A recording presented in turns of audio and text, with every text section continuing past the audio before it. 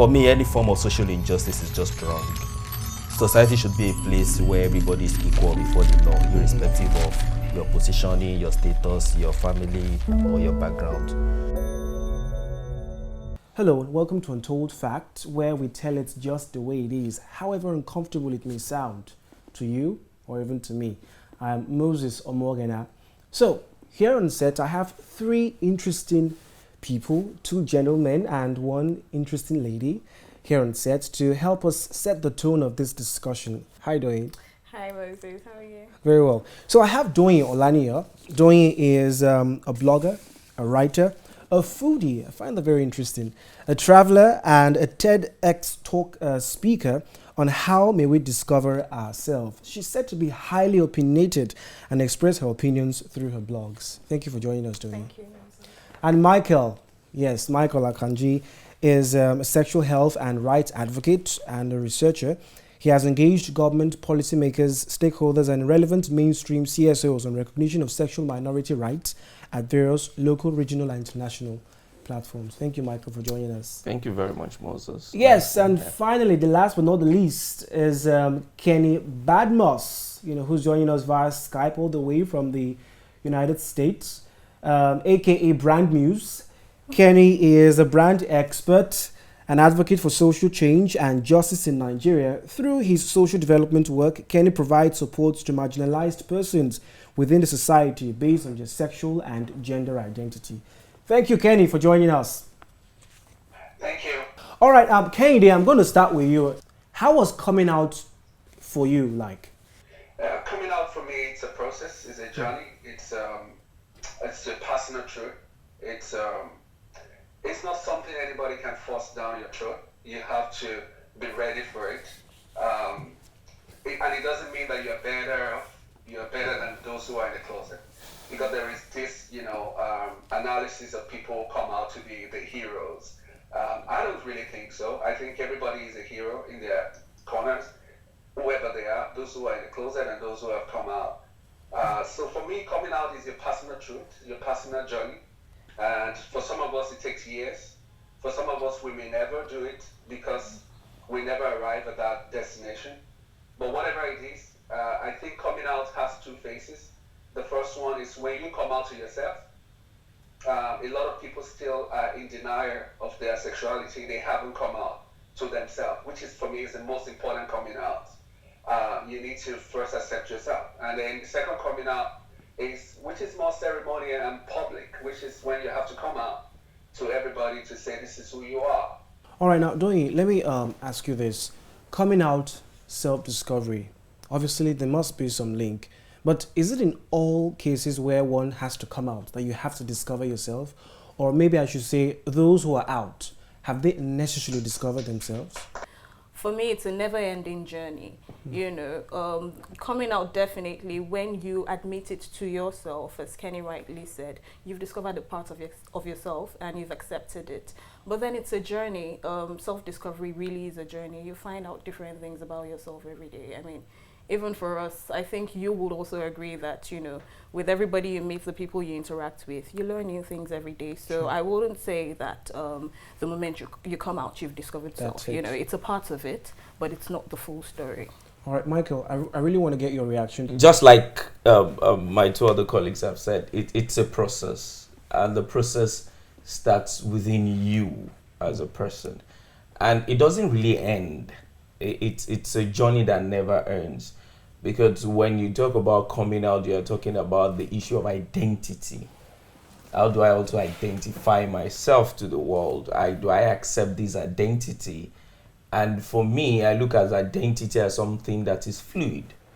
Because the way you look at a person that somebody might not self-identify as a gay person, but might be in a same-sex relationship with the same gender, and yet that person is out to himself that yet I accept my sexuality expression within this space, but I refuse to be identified as a gay person. Mm-hmm. So that's why I said it's a journey that never ends. Kenny, if you've been listening to the conversation here on set, I mean, you even said it yourself, that coming out really never ends the process. Why does coming out, have to be over and over again and an ending process for a gay man or a gay woman? Yeah, because we have a society that is controlled by heteronormativity, which is that everybody is either a man or a woman, or everybody is either sleeping with a man or sleeping with a woman. And so that has defined who we are. That has been the story that we've been sold to, from the Bible to Quran to cultural elements around us. So we have been soaked, into this kind of culture, and it's going to take a lot of reorientation to get out of that. So that's why it's more difficult for someone who is gay, bisexual, transgender, or whatever it is, questioning, queer, to be able to identify themselves in this world that is filled with heteronormativity. All right. At what point did you decide that you wanted to come out? Was it more or less, a personal or external conviction for you? I've always been out, really. I mean, I always say this at interviews. When I got married, I told my ex-wife that I love men. So that's why I said coming out takes two emotions. It takes two, you can come out internally and then you can come out externally. I believe that it is almost offensive for anybody never to come out to themselves or to people who are close to them, because it is deceptive. You're going to be acting drama all your life. You see the other coming out, which is a public coming out, is not exactly necessary for everybody. It's not everybody who needs to do that. But everybody needs to come out to people who are close to them. And I repeat, people that you're in love with, your mother, your father, because if you do not, you are going to be facing continuous pressure to be active on stage. All right, thank you. Now I'm going to take out, a very interesting expression that, Kehinde made. He said, not coming out to yourself and those close to you can be very deceptive. Mm-hmm. But really, a lot of people will argue that it is a compulsory deception that you must take, especially when you find yourself in a country like Nigeria. Now, allow me to paint this scenario, Doyin. Mm-hmm. Let's say you have a boyfriend, and after so many years of dating, or even getting married, you find out that he's gay. Are you going to be, of course, you're going to be disappointed, but would your disappointment or anger come from the fact that it took that long before he came out to you? Or are you going to feel sorry for him that he was really just trying to go with the structures of society? It's really interesting you asked that question, and I'm glad you did, because listening to Kenny talk, that connect also came between how do you be yourself, because you have to frame it in the context of a society, yeah? And that's why what he said about you coming out to yourself it's much more important than the ceremonial and celebratory aspect of coming out. It's very easy for us to say, oh, be true to yourself, but the reality on the ground is, for so many people today in Nigeria who are LGBT, it is extremely, extremely hard and very dangerous, to come out openly in a society like ours. So I'm going to go back to your question as to if I had a boyfriend who told me down the line he was gay. I've always been a strong believer of we're complex people, and if there's anything I've believed, it's the humanity of us all. So someone telling me he's gay, well, it hurts, definitely. It will hurt to a large extent, but much more than that, I think I will be happy that he has found his truth and his peace, and he's living, in his truth. That's the most important. It's not about how I feel about it. It's about what feels true to him, what makes him happy. And if he's going for that, it's all well and good, really. It's about the individual. It's really not about anyone else, so to say, as long as he's happy with his decision. And the best thing is to support it. A lot of, gay men and women, who are living the compulsory deception, they feel that as long as you're discreet, you don't ask, don't tell principle, they're safe. But can it really go past there? Do you feel that coming out is like the totality of true happiness, of a happy life? Let me put it this way. I wouldn't call it deception, because you call them gay persons, which means they are already they are already out to themselves, which is the most important thing. what I always say is that you don't hold the world an explanation for being who you are. The only person you owe an explanation is yourself. What about those you care about? The people that you care about, it's a process. That's why we call it a journey. Because you need to look at, in a society like ours, you need to look at the implications of telling them. Absolutely. So, and that's why you need to look at their reaction to things around such places. We've had instances where people come out to their mother or even to their parents and they've been hurt seriously as a result of that. So you really need to know what is their perception about things and what is their perception about you as a person. And that's why it's a process. Let them first accept you first as a human. Those who care about you need to first accept you as a human. And that itself is still a process. A lot of us think people who care about us accept us as a human, but in the fact, I mean, the truth is that most of them look at us as a tool for their own means to get to somewhere. For example, if your parents still look at you as a tool to get grandchildren, then you really need to make them know that that will also elongate the journey for them to accept you as a person for who you are and to also respect your decision. Right? So those are the kind of spaces you need to navigate. All right, Doye, I'm going to come back to you now. You are like, the goddess of self-discovery right now. No, I wouldn't put it that way. As far as we are concerned. Okay, so help us, give us a strategy, for the young boy or girl, teenager, boss, mother, wife, husband that may be watching this show that really wants to find their truth, and wants to, they really want to live their life to the fullest. What is your candid advice for them to go about it? Moses, I'm a bit wary of roadmaps because I do feel everyone's journey is different. So I really want to abstain from saying do this, and then you become this. All I would say is, as much as possible, surround yourself with people who you love, you trust.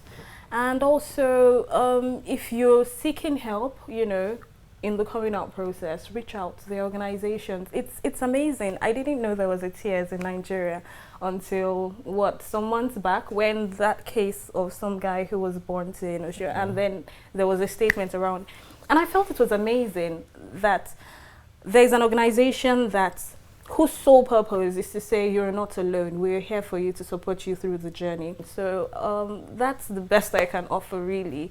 Aside from that, I think each and every one would have to navigate through life, based on their own personal truths and not based on what Doyin says you should do. Unfortunately, you have to find that for yourself. But as you're finding that out, realize that you're not alone and there are people there to support you. Yeah. I think your best is good enough. Kehinde, what would you say was the most difficult part of coming out for you?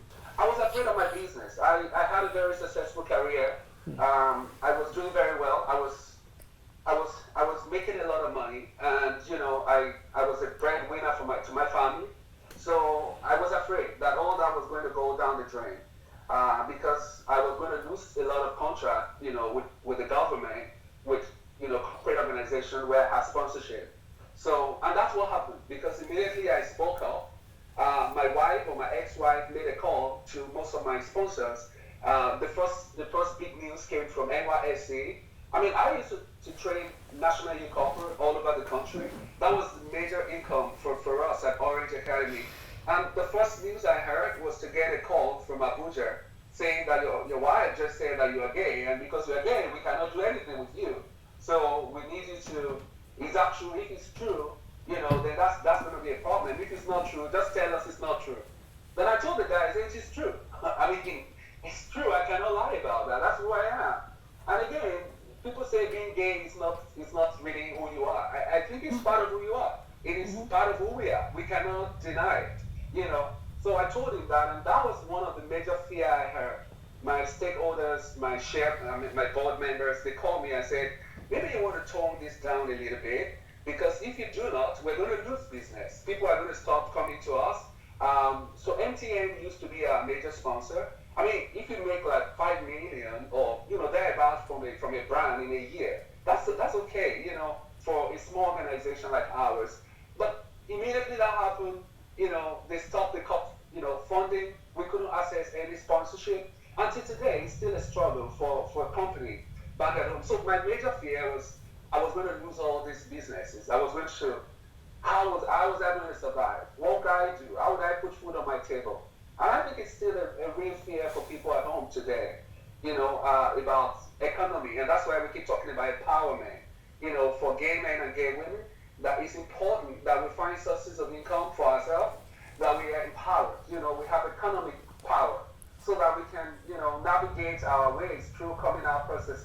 Because if we don't have money, if we don't have power, if we don't have all of these things, then somehow we are going to suffer, and yeah, legitimately so. All right, thank you so much, Kenny. Just before we wrap up, Michael, now in the context of the Nigerian reality, what would be your advice, your words of advice to gay men and women, living discreet lives, closeted lives, but also finding their truth? Okay. Yeah, first thing I will always say that just like one of my colleagues says, the closet is for the clothes. People don't stay in the closet. So, there's no roadmap for advice, but it's just to say that accept yourself for who you are. Yeah. This is me, and this is who I am. Right. And also, like, come out to yourself. Just like I always say, it's a process. And I always tell myself that it takes a very long time for you to say, oh, I have gotten here and I've accepted myself as this person. And it's still an ongoing process because there are a lot of factors that are still affecting you that makes you sometimes to doubt who you are. And so what I would tell them is, first, when you think you are in the closet, while being in the closet, it's also important that you accept yourself while being in the closet. And being discreet, will I say, are they really discreet? They still have relationship. Yeah, and I know that people don't go on the street and start saying, oh, I've gone out with this person, I've gone out with that person. So for me, really, I would say relationship are personal things, and they are personal. If people want to discuss their relationship, fine and good, but most people, because of the kind of culture and the kind of society we grow up, people don't readily discuss private things in public places. So it's more about them accepting themselves for who they are. Okay, Doi? Many times this is what happens when the discussion starts. Someone says, oh my God, I hate gays, they should go to hell, they should be locked up, they should be blah, blah. And then discussion begins. What is it they do that sticks you? Oh, it's not natural. And then you have those religious discussions, you have the moral arguments. Towards the end of the conversation, though, something happens. The person who you're having the discussion with accepts or chooses to hold on to the fact that I don't like the act. But at the end of the day, it's a human being who is free to do what he wants to do. I don't know if you understand what I'm saying. True. They understand that, oh, I'm not for same-sex intercourse or whatever it is. I'm not for same-sex relationships. But at the end of the day, It's your life. It's your life. And that's a very, very, very important shift. Thank you so much, Doi. Yeah. Kehinde, final words. There's something you want to add? All right, I just want to say that as we talk about this self-acceptance, it's also important for us to identify the importance of public acceptance. Public identity. I don't like using the word acceptance because it's important that we identify why it's so good for people to come out to the public. Because that's what keeps a lot of people going. Like, when you come out for a child that is not born yet, who is going to go through the same thing that you've been through, where everything seems to be like an uphill task for you. So it's important that we encourage people to speak up, because silence is not an option. So I would say, as we round up this session, I would still encourage my brothers and sisters back home and those of us who are living in diaspora to try to identify, to self-identify. Now, how can, a gay man, an average gay man or gay woman, come out really, in a highly homophobic country like Nigeria? Okay, start from your family, start from your immediate environment. You don't need to be on social media to come out. Start from your family. That's where to start, because if your family cannot accept you for who you are, then I don't think it's a family. Then you need to begin to reassess why you're there. So I would say to start from your family, then to your friends, and then to your colleagues if you have to, and that's where professionalism comes in. That's where you begin to draw the line. To add to what he said, it's the issue of coming out. It's also about visibility and empowerment. The visibility brings a lot of things. It brings empowerment in terms of healthcare. Then you can challenge your healthcare providers to also look at not just only looking at you as a male identified person, but also as a male identified person who also have same-sex relationship, and providing services that are tailored towards you as a person. Exactly. And you're also talking about, when you're also talking about your insurance, then they are not just thinking about your family insurance as the man, the woman, and the children, but they're also talking about, the man and the man, or in some other case, the man and the woman. How do they do their insurance policy in order to favor such kind of relationship in that kind of diverse environment? So when we are talking about empowerment, it's not just for one side policy alone, it's an holistic thing. And that's why it's very important that the coming out process, it's very important, and also bring about that visibility, and also bring about empowerment, not just for you as a person who is a gay person. No. It's also for the community at large, because your coming out is also empowering others within the community. Absolutely. Wow. Because some other people did it before you. Yeah. Yeah. Some other people did it before you. That's why you're here. Yeah. So you need to pay it forward. You're enjoying what other people have done. Yeah. That's why Tia is there. That's why we're having this interview today. How the hell do you want to keep that to yourself? That's being selfish. Try to pay it forward. Come out. All right. Thank you very much, Kenny. Thank you so much, Joey, for being part of the show. It's been an absolute Thank you. pleasure. Yes, Thank yes. It's you. been a pleasure having you guys here. Thank you so much. Thank you, Kenny. We've come to the wrap of the show. Like Kenny earlier said, never live for validation. People generally are selfish people, so you should be selfish to live your own life for yourself. And as Doi earlier said, it's an unending journey. So find yourself, know yourself, find your support system, and ask yourself, are you truly ready? And Michael already said that coming out too, brings a lot of empowerment, not just for yourself, but for those around watching. Thank you so much for watching. It's been the Untold Facts, conversations like never heard before. I am Moses Morgana, and don't forget using the hashtag Untold Facts on Twitter, at Tears Nigeria on Instagram, and of course the Initiative for Equal Rights on Facebook. Yes. Bye for now.